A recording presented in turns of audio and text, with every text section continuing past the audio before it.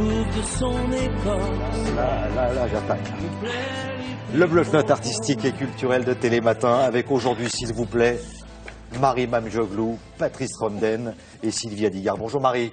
Bonjour Thierry. On va faire connaissance avec une femme remarquable, oui, remarquée, qui suscite pas mal de commentaires. Une blogueuse d'origine cubaine.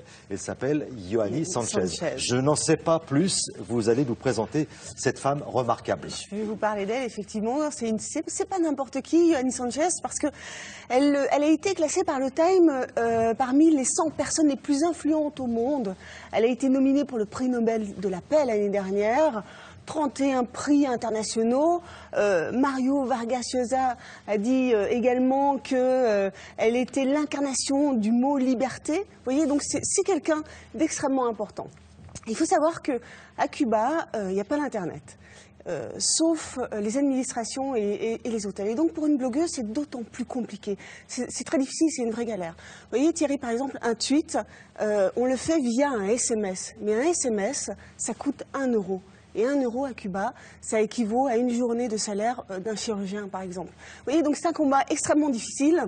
C'est un combat où, évidemment, elle prend des risques. Elle s'est fait arrêter et frapper à plusieurs reprises par la police.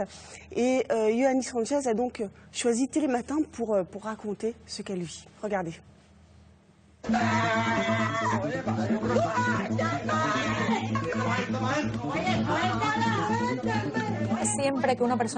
Chaque fois que quelqu'un critique ou que quelqu'un est en désaccord avec le gouvernement, on lui rappelle qu'il a droit à l'éducation et à la médecine gratuitement.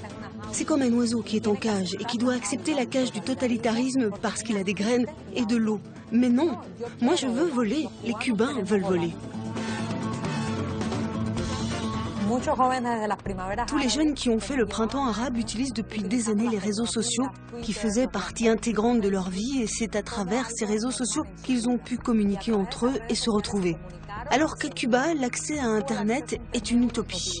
Et d'autre part, il y a aussi l'idée de la peur. C'est pas uniquement la peur de prendre des coups ou de se faire arrêter, mais c'est aussi la peur de perdre son travail ou de ne plus pouvoir étudier. Résultat, ce qui se passe à Cuba, c'est que la révolte, le refus de se soumettre à un système, ne s'exprime pas dans la rue, mais en quittant le pays.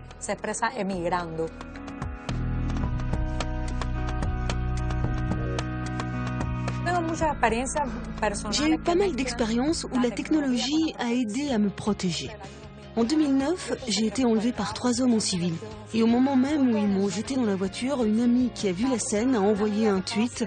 Tout de suite, celui qui était au volant a reçu un coup de fil et il a dit à son collègue « Ne la tape pas trop fort, ils sont au courant ».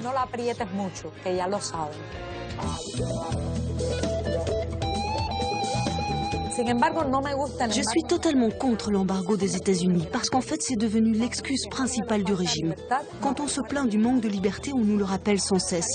Eh bien moi j'aimerais bien savoir de quelle manière le gouvernement cubain justifierait sa déficience économique et son totalitarisme politique sans cette excuse de l'embargo. Je ne pense pas que ta visite ne me cause plus de problèmes que j'en ai déjà, parce que je suis déjà au maximum. Mais en revanche, je crois que toi, tu auras des problèmes. Ils vont te surveiller, te contrôler et sûrement t'expulser du pays. Mais je pense que c'est un risque que chaque journaliste doit prendre. Si nous, Cubains, devons nous mettre en danger un peu plus que les autres pour un jour être libres, la communauté internationale doit aussi prendre quelques risques pour nous aider dans ce combat. L'avenir de Cuba, je l'imagine dans la diversité. Les années qui viennent vont être difficiles.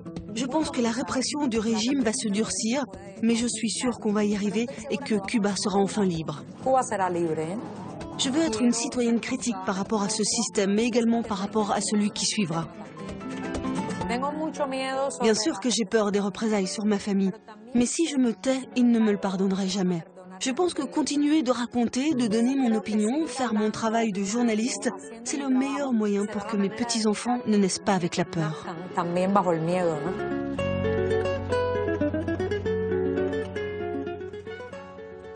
Témoignage unique, je le précise pour Télématin, Marie. La force de cette femme est assez impressionnante. Car on aura plus de problèmes, nous, si on va enquêter à Cuba qu'elle, puisqu'elle dit, moi je suis au maximum. Oui, tout à fait. Ce qu'elle me disait, c'est qu'on prendrait beaucoup de risques à aller l'interviewer là-bas, effectivement. Voilà. Il y a une chose qu'elle dit qui est vraiment très très importante, c'est que allez-y à Cuba, vraiment, allez-y. Et si vous y allez, mettez dans vos valises un livre en espagnol, un journal en espagnol, un DVD, et montrez ça aux Cubains pour vraiment éveiller leur conscience et pour qu'ils aient vraiment un autre son de cloche que celui de la propagande de leur régime.